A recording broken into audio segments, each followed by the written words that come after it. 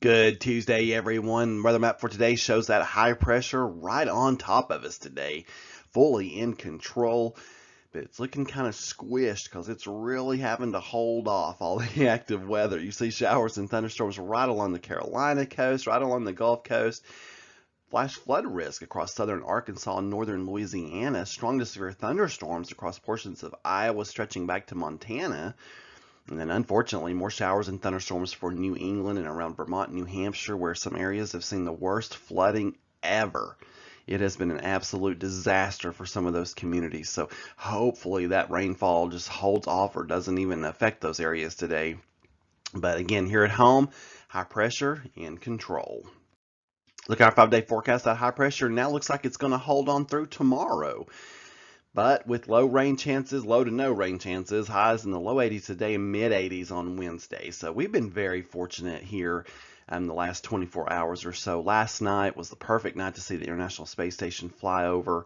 The starry skies, it was clear, crisp, felt like fall of the year. And then today, it's going to feel good too. And then tonight, another pleasant night, and then the heat and humidity start to return on Wednesday.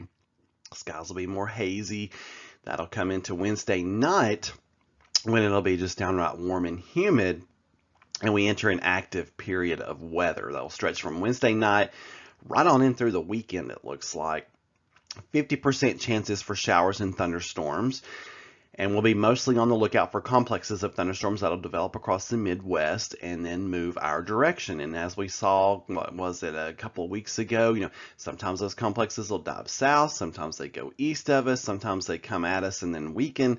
So it's just something you just kind of have to monitor each day. Nothing to really cancel outdoor plans over, but just something to be aware of, that you'll need to watch the radar and just be ready to seek shelter just in case one of the stronger storms comes into your neck of the woods.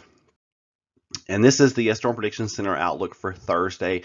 That's the marginal risk. That's the lowest of the 5 risk categories, but it could be upgraded and for certain areas as more details come in line about where the complexes will go this day and how strong they may be. So expect outlooks very similar to this to be issued for the next, from Wednesday night right on through the weekend. But again, this time of the year, any storm can become severe, but we'll have to be especially mindful of these complexes of storms coming out of the Midwest.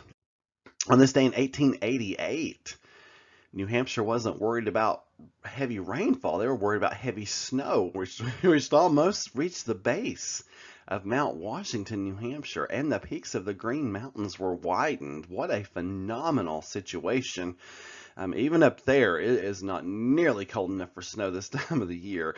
And I was struggling to find weather on this days, and but I thought this was interesting. 1944, Franklin Roosevelt announces that he will run for a 4th term as president of the United States, reminding us that the 2-term limit wasn't put in place until 1951 with the 22nd Amendment, so you could run for president as many times as you wanted. And then for those of us who love a good book every now and again, 1960, To Kill a Mockingbird by Harper Lee is published. So, wow, a historical day for sure. You folks have a wonderful Tuesday, and keep looking up. For more weather information, just go to meteorologistsmart.com.